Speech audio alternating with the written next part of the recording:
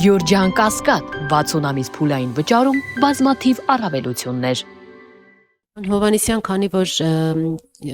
այսօր առավոտյան Նիկոլ Փաշինյանը տեղեկացրել է, որ 7 վերք եկեղեցում է պատարագի մասնակցելու Գյումրիում, արդյոք սա նշանակում է, որ գտնվել է մի պատարագ մատուցող, որը կզեղչի Գարեգին II անունը։ Ճիշտ ենք հասկանում։ Ես արդեն վերաշարադրեցի վարչապետի երեկվա մեկնաբանությունը առ այն, որ մեզ համար Կտրիչ Ներսիսյանը կաթողիկոս չէ, եւ մենք մասնակցում ենք այն պատարագներին, որոնք մատուցում են հոգեվորականներ, ովքեր կիսում են եկեղեցու նորոգման օրակարգը։ Շնորհակալ եմ։ Ներողություն, իսկ դրանով հարվածի տակ չեք դնում այդ հոգեվորականներին, եթե նրանց պետք է տարբեր բարեկամներ, ԱԱԾ-ականներ կամ չգիտեմ հարևաններ, ծանոթներ, տարբեր պաշտոնյա ծանոթներ ամեն անգամ խնդրեն, դուք ձեր այս քայլով նկատի իշխանությունը վարչապետը հարվածի տակ չի դնում այդ հոգեվորականներին, այդ քահանաներին, ովքեր գուցե նաև իրենց կամքին հակառակ են այդ բայց այսօր եկեղեցին է հարվածի տակ, քանի դեռ Կտրիչ Ներսիսյանը զբաղեցնում է կաթողիկոսի գահը։ Մի բան էլ ես ավելացնեմ, քանի որ մեկը ոնց հասկանում եմ մենք այս թեմայի շուրջ ենք պատտվելու։ Տեսեք, դուք մեջբերում եք վարչապետի խոսքերը տարբեր առիթներով ասած ու տարբեր դեպքերի հետ կապված ու դրա վերաբերյալ փորձում եք մեկնաբանություններ ստանալ։ Հիմա ես չեմ պատկերացնում, որ կամ չեմ մտածում, որ դուք այդ խնդրին այդպես որպես պարզ ու պրիմիտիվ ինչ-որ բանի եք վերաբերում, օրինակ, որ բերենք մենք քննարկումը հասնենք կաթողիկոսի անունը հնչեցնել չհնչեցնելու։ Ու եթե վարչապետի խոսքերին հղում եք անում, ես խորհուրդ կտամ նաև մեկ այլ խոսքի հղում անել, երբ որ ինքը ասաց, որ մեզ պետք է ոչ թե կաթողիկոս, որը ինձ ենթարկվի, այլ ինձ պետք է կաթողիկոս, որը որ չպիտի ենթարկվի ինչ որ այլ երկրի հատուկ ծառայությունների լեյտենանտին, թե մայորին, լեյտենանտին։ Այսինքն խնդիրը բազմաշերտ է ու դրա տակ շատ ավելի խորքային պատճառներ կան, եթե մենք բերենք այդ քննարկումը հասցնենք նրանց կաթողիկոսի անունը տալ չտալու շուրջ այս ամբողջ դեբատը, այդ նշանակում է մենք ամբողջությամբ չենք պատկերացնում, թե մենք ինչ օրակարգի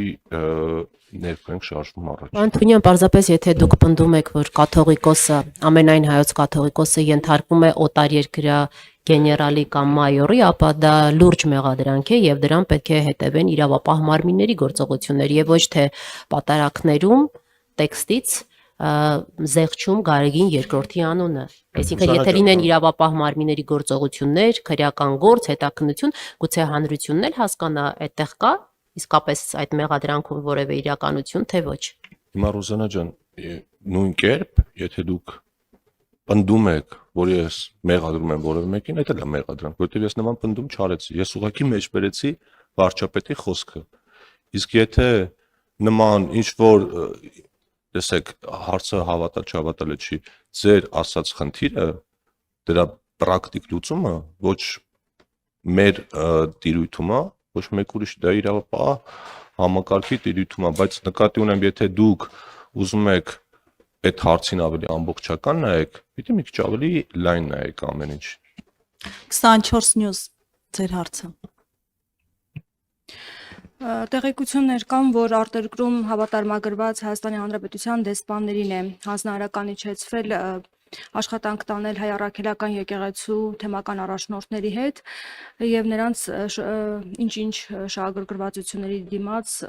այս գաղափարի շուրջ համախմբել եւ ըստ տեղեկությունների նաեւ ԱՄՆ-ում Հայաստանի Հանրապետության դեսպան Նարեկ Մկրտչյանն է բանակցություններ վարում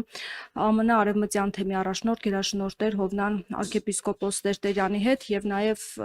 ավելի վաղ հնչեցված տեղեկություններով եւ հրապարակումներով նրան եք տեսնում կաթողիկոսի պաշտոնում։ Արդյոք արդեն իսկ ընտրել եք ձեր կաթողիկոսին եւ բանակցություններ է վարվում նաեւ դեսպանների հետ այս հարցում։ Ժողովուրդ ջան, ոնց որ թե մենք չենք ընկալում ինչ օրակարգի շուրջ ենք համախմբվել։ Նախ ես զարմանում եմ, թե ինչու եք դուք զարմանում, որ պետական ինստիտուտները շփվում են հայ առաքելական եկեղեցու կառույցների հետ։ Այսինքն ինչ։ Որտեղ է այստեղ ներողություն, որտեղ է այստեղ բանակցություններ են վարում, որ բանակցությունը ո՞րն է, ինչ բանակցություն, մենք կա Հայաստանի Հանրապետություն, կա Հայաստանի Հանրապետության պետական ինստիտուտներ, կա Հայ-առաքելական եկեղեցի, ինչ բանակցություն։ Հայ-առաքելական եկեղեցին զավթված է Կտրիչ Ներսիսյանի եւ նրա խմբակի կողմից, որոնք խախտել են կուսակրոնության ուխտը, կաթողիկոս է դարձել 1999 թվականի հոկտեմբերի 27-ին։ Եվ դրանից հետո եկեղեցական կարգերին համապատասխան որևէ հարաբերություն ես չեմ կարծում, որ հիմա կա եկեղեցու բարձրաստիճան դիրքերում, այլ ավելի շատ մաֆիոզ տրամաբանությամբ։ Եվ շատ նորմալ է, որ եկեղեցու նորոգման օրակարգի շուրջ պետք է ուրեմն համախմբվեն իրապես եկեղեցու կողքին եւ հայ առաքելական եկեղեցու իրական հետևորդները, եկեղեցու կողքին կանգնած եւ հայ առաքելական եկեղեցու իրական հետևորդները։ Առաջին հերթին բնականաբար հոգեվորականները, առաջին հերթին բնականաբար եպիսկոպոսները, առաջին հերթին բնականաբար թեմերի առաջնորդները աշխարհի ամենատարբեր ծայրերից։ Սա եկեղեցու նորոգման օրակարգ է եւ պետք չի զարմանալ, որ պետական ինստիտուտները շփվում են հայ առաքելական եկեղեցու հետ։ Հայաստանի պետական ինստիտուտները, սա չափազանց կարևոր շեշտադրում է։ Հայաստանի պետական, դուք եք զարմանում, որ Հայաստանի պետական ինստիտուտները շփվում են հայ առաքելական եկեղեցու կառույցների հետ։ Բա որ երկրի պետական ինստիտուտները պետքա շփվեին։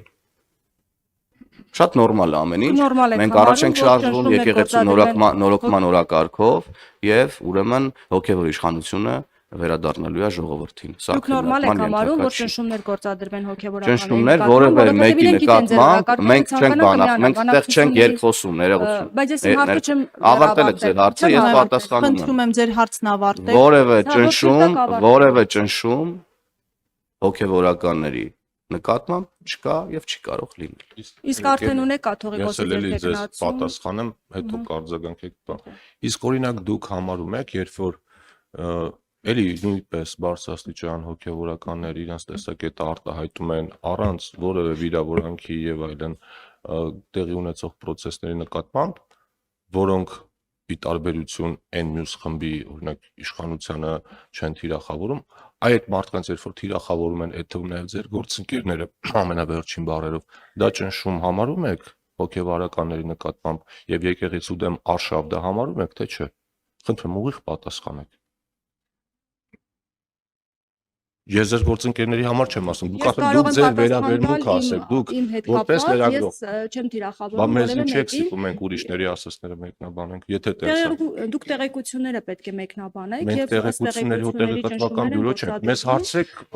ազգային ժողովի օրակարգից, ասում եմ, պատասխանենք։ Հարցրեք, ասեք կիբերանվտանգության մասին օրենքը մարդկանց կյանքում ինչ է փոխելու, որ վաղը մյուս օր մարդկանց տվյալների հետ ինչ-որ խնդիր լինի կամ չլինի, կամ նաև քաղաքական հարցեր, այդ նշանակում է գոնե նշանակում է մի 10% պիտի իրականում մարդկանց խնդիրներին առնչվող հարցեր տակ, ես որ չնկատեի այդ կարիքը, չէ, ասի։ Լավ։ Այսինքն եկեղեցու օրակարգը առաջնային չէ, որ այս եկեղեցու օրակարգը նույնպես կարևոր է, բայց ես կարծում եմ, որ մնացած խնդիրները մեր քաղաքացիների համար պակաս կարևոր չեն։ Բայց ճիշտ է, էլի պարոն Թունյանն ասում։ Սա խորհրդարանական ճեպազրույց է, այո, եկեղեցու օրակարգը, եկեղեցու նորոգման օրակարգը չափազանց կարևոր է, բայց եկեղեցու նորոգման օրակարգը ներողություն, բայց նախորդ քարորյա նիստերի օրակարգում ընդգրկված չէր։ Դրա փոխարեն նախորդ քարորյա նիստերում ընդգրկված էր օրինակ ժամկետային զինծառայության ժամկետի կրճատումը, պարոն Թունյան, որի մասին հարցեր այսօր մեզ չտվեցին, առողջապահության համընդհանուր հայտարարման թեման, սա մեր վերջին այս տարվա վերջին ճեպազրույցն է, ես առիթից օգտվելով ուզում եմ մեր հայրենակիցներին տեղեկացնել, որ մենք վերջին քարորյայի ընթացքում ընդունել ենք Հայաստանի Հանրապետության 2026 թվականի պետական բյուջեի նախագիծը, ընդունել ենք մայր օրենքների մի մեծ փաթեթ, որը վերաբերում է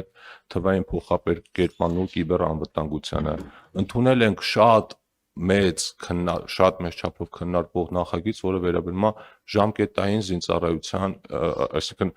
զինվորական ծառայության ժամկետի կրճատմանը եւ եւս 2 տասնյակ օրենսդրական նախաձեռնություններ, որոնք իրականում մարդկանց կյանքում շատ մեծ բան են փոխում։ Հիմա օրինակ ձեր կարծիքով զինվորական ծառայության ժամկետի կրճատումը մարդկանց համար հետաքրքիր չի,